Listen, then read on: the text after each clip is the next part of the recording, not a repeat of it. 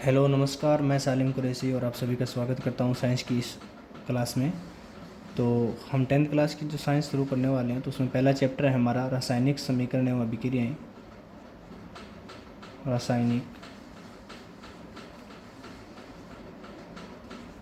समीकरण एवं अभिक्रियाएं। तो आज हम बात करते हैं रासायनिक समीकरण क्या होती है और उनसे संबंधित जो अभिक्रियाएं होती है उनके बारे में हम अध्ययन करेंगे। तो बेसिकली हम अपने दैनिक जीवन में बहुत सी चीज़ें देखते हैं, जैसे दही का जमना है, श्वसन क्रियाएं हैं, पाचन है भोजन का, लोहे पर जंग लगना है। ऐसी बहुत सारी जो प्रोसेस है जो हम निरंतर अपने दैनिक जीवन में देखते हैं, तो ये कैसे होते हैं उनके बारे में हम अध्ययन करते हैं। चलो थोड़ी बहुत हम बात करते हैं रासायनिक परिवर्तन और एक जो भौतिक परिवर्तन होते हैं, यानी जो पदार्थ होते हैं उनमें दो प्रकार से परिवर्तन हो सकते हैं, एक तो रासायनिक क्रियाओं के द्वारा, एक भौतिक क्रियाओं के द्वारा। तो पदार्थों में जो परिवर्तन होते हैं वो बेसिकली कितने प्रकार से होते हैं? दो प्रकार से होते हैं। उसमें से एक तो होता है रासायनिक परिवर्तन, एक होता है हमारा रासायनिक परिवर्तन, और हमारा दूसरा होता है भौतिक परिवर्तन। तो बात करें हम पहले रासायनिक परिवर्तन के बारे में कि रासायनिक परिवर्तन हमारा क्या होता है। पढ़ते रहो बस, अच्छा सब्जेक्ट है, अच्छा आपका जो है कंटेंट भी दिया गया है किताब में, और अभी तो आपका सिलेबस भी बहुत कम है, 70% सिलेबस है, तो आप अच्छे से कर लोगे, कोई दिक्कत नहीं है। तो हम किसके बारे में बात कर रहे थे? रासायनिक परिवर्तन के बारे में बात कर रहे थे, ठीक है। तो देखो रासायनिक परिवर्तन क्या होता है, तो कुछ ऐसे पदार्थ होते हैं जो किसी के संपर्क में आते हैं, उनके साथ कुछ पदार्थ मिलते हैं, तो उनके साथ वो अभिक्रिया करके एक नए पदार्थों का निर्माण करते हैं। किसका निर्माण करते हैं? वो एक नए पदार्थ का निर्माण करते हैं। तो जिस अभिक्रिया के अंदर एक नए पदार्थ का निर्माण होता है, ऐसे परिवर्तन क्या कहलाते हैं? रासायनिक परिवर्तन कहलाते हैं।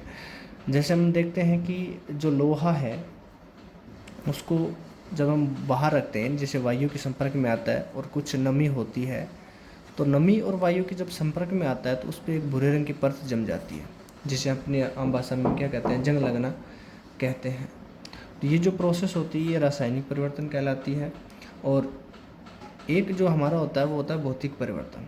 तो हम पदार्थों में दूसरे प्रकार से भी परिवर्तन कर सकते हैं भौतिक क्रियाओं के द्वारा। और भौतिक क्रियाएं क्या होती है? जैसे जो फिजिकली होती है, या हम उसको पीटते हैं, उसको तोड़ते हैं, तो उसमें बाहरी जो कार्य करते हैं, और बाहरी कार्य करने के बाद अगर उसके आकार और आकृति में परिवर्तन हो, अर्थात उसके भौतिक गुणों में परिवर्तन हो, भौतिक गुणों में परिवर्तन हो, ऐसे जो परिवर्तन होते हैं वो भौतिक परिवर्तन कहलाते हैं। लेकिन इन भौतिक परिवर्तनों में नए पदार्थ का निर्माण नहीं होता, क्योंकि नए पदार्थ का निर्माण इसमें इसलिए नहीं होता है क्योंकि इसके जो गुण होते हैं वो क्या रहते हैं? समान रहते हैं। लेकिन उसके जो बाहरी परिवर्तन होता है, जैसे आकार है, आकृति है, तो उसमें क्या हो जाता है? परिवर्तन होता है, लेकिन उसके जो गुण होते हैं वो समान रहते हैं, इसमें नए पदार्थों का निर्माण नहीं होता है। बट रासायनिक परिवर्तन क्या होता है? तो उसमें नए पदार्थों का क्या हो जाता है? निर्माण होता है। तो पदार्थों में जो परिवर्तन होता है वो दो प्रकार से होता है। तो हम भौतिक प्रक्रियाओं के बारे में ज़्यादा अध्ययन नहीं करेंगे, क्योंकि कक्षा 9th में हम इसके बारे में अध्ययन कर चुके हैं अच्छे से। हम बात करेंगे रासायनिक परिवर्तन के बारे में। किसके बारे में बात करेंगे? रासायनिक परिवर्तन, यानी जो रासायनिक अभिक्रिया है, जिसे हम रासायनिक अभिक्रिया भी बोलते हैं। तो देखो बेटा, ये जो होता है रासायनिक परिवर्तन होता है, इससे संबंधित क्या होती है? रासायनिक अभिक्रियाएं होती है हमारी। इसमें क्या होता है? जैसे हमारे पास मान लो कोई ए पदार्थ है और उसके साथ में अगर हम किसी बी तत्व या यौगिक या किसी पदार्थ को मिलाते हैं, तो इसमें एक मान लो हमारे पास सी कोई पदार्थ बन रहा है।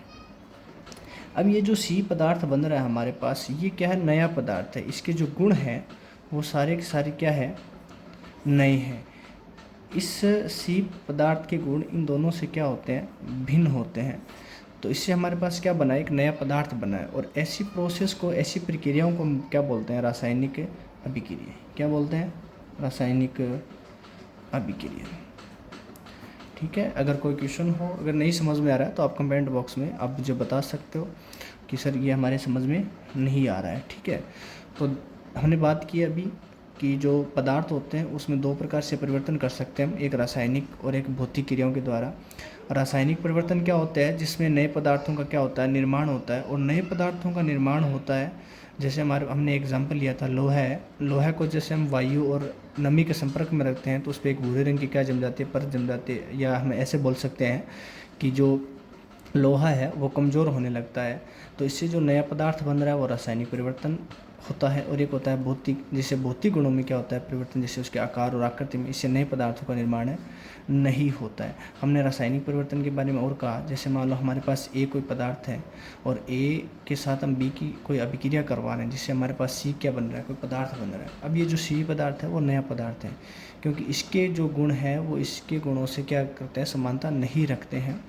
और ऐसे परिवर्तन होते हैं या जिसमें नए पदार्थों का निर्माण होता है, ऐसी अभिक्रियाओं को हम क्या कहते हैं, रासायनिक अभिक्रियाएं कहते हैं। अब देखो, जैसे मान लो हमारे पास ए कोई पदार्थ है और इसके साथ में कोई बी मिल रहा है, ठीक है, और ये किसी सी यानी नए पदार्थ का क्या कर रहा है, निर्माण कर रहा है। तो ये जो सी पदार्थ है इसे तो हम बोलेंगे उत्पाद। क्या बोलेंगे, उत्पाद बोलेंगे, ठीक है। और ये जो ए और बी है ये दोनों मिलकर जो सी का निर्माण कर रहे हैं, इन दोनों को हम बोलेंगे अभिकारक। क्या बोलेंगे, अभिकारक, ठीक है। क्या बोलेंगे, अभिकारक। अब इसकी परिभाषा है देखो। अब हमें पता है कि सर ये जो पूरी प्रोसेस है, इस पूरी प्रक्रिया को हम क्या बोलते हैं, रासायनिक अभिक्रिया। क्या बोलते हैं बेटा, रासायनिक अभिक्रिया। तो सर ये पूरी अभिक्रिया जो है, ये पूरी जो प्रक्रिया, इसको तो हमने रासायनिक अभिक्रिया नाम दे दिया। लेकिन ये जो ए और बी है, ये जो सी बन रहे हैं, इनको सी जो नया पदार्थ बना इसको आपने नाम दे दिया उत्पाद। ए और बी जो है इसको अभिकारक बोल दिया। लेकिन इनकी परिभाषाएं क्या होती हैं, इनकी परिभाषाओं के बारे में अगर हम बात करें तो वे पदार्थ या वे जो तत्व है, वे यौगिक जो ए और बी, हमारे पास एग्जाम्पल माने हमने ए और बी, यानी वे पदार्थ जो रासायनिक अभिक्रिया में क्या लेते हैं, भाग लेते हैं। भाई यही तो दोनों मिलकर इसी का निर्माण कर रहे हैं, तो इसको तो हम क्या बोलेंगे, अभिकारक। यानी रासायनिक अभिक्रिया में भाग लेने वाले तत्व और जो पदार्थ क्या कहलाते हैं, अभिकारक कहलाते हैं। और रासायनिक अभिक्रिया के दौरान अब इन दोनों की जो अंतःक्रिया होगी, इसके द्वारा क्या बना है, सी का निर्माण हो रहा है। तो रासायनिक अभिक्रिया के दौरान जो बना नया पदार्थ है वो क्या कहलाता है, उत्पाद कहलाता है। बताओ किसी को कोई प्रॉब्लम है, अगर नहीं समझ में आ रहा तो आप मुझे बता सकते हो, ठीक है। अब हम बात करेंगे, जैसे किसी के क्वेश्चन उठता है कि हम कैसे कह सकते हैं, कि रासायनिक अभिक्रिया हुई है। रासायनिक अभिक्रिया हुई है भाई, हमारे पास ऐसे क्या प्रेक्षण होते हैं, हमारे पास ऐसे क्या होते हैं, क्या कुछ चीज़ें जिसको देखकर हम बता सकते हैं कि इसमें रासायनिक अभिक्रिया है। तो याद रखना, जैसे मान लो हमने अभी बात की है, जैसे लोहा है, ठीक है, और लोहा जब वायु यानी ऑक्सीजन और नमी यानी H2 के संपर्क में आता है तो वो क्या हो जाता है, कमज़ोर होने लगता है, यानी उस पर भूरे रंग की एक परत आ जाती है, भूरे रंग की परत आ जाती है, ठीक है। अब देखो, जो लोहा था उस पर एक भूरे रंग की परत आ रही है, ये भूरे रंग का हो गया है। इसमें हमारे पास एक नया पदार्थ बन रहा है। क्या बन रहा है, नया पदार्थ बन रहा है। तो हम कह सकते हैं कि सर अगर जो रासायनिक अभिक्रिया होगी तो उसमें हमारे पास निम्न प्रेक्षण मिलते हैं। हमें क्या मिलते हैं, निम्न प्रेक्षण मिलते हैं। निम्न प्रेक्षण जैसे हमारे पास हमें मिला, जैसे एक तो उसके गंध में परिवर्तन होगा, गंध में परिवर्तन, सर्वप्रथम एक नए पदार्थ का क्या होगा, निर्माण होगा, नए पदार्थ का निर्माण होगा। क्या होगा, नए पदार्थ का निर्माण होगा, ठीक है। फिर उसके गंध में परिवर्तन होगा, उसके रंग में परिवर्तन हो सकता है। उससे जो गैस है, गैस का क्या होगा, उत्सर्जन होगा।